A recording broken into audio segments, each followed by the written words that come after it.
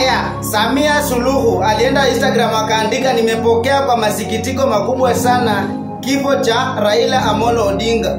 Tumempoteza kiongozi mahiri. Aya, ndio hiyo. Nyinyi mnasemanga mimi peke yangu sipendi Samia. Aya, ndio huyo.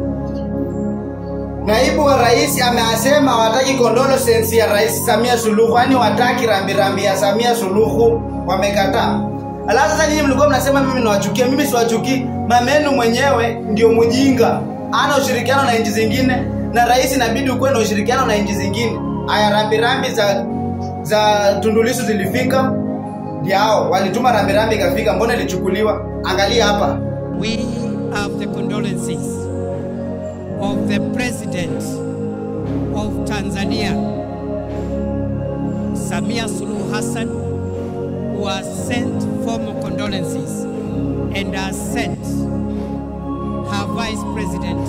Hata kama wa Kenya, serikali ya Kenya ile itaki rambirambi ya Samia Suluhu, kwani mimi ni nani mwenda kubali huyu mnuka kinembe huyu akuja asungue Kenya? Na akikuja Kenya I'm sure tutamteka. Tutateka president wenu. Nyinyi mnasikianga kuteka mtu, nyinyi mnatekwanga usiku, si tutamteka mchana.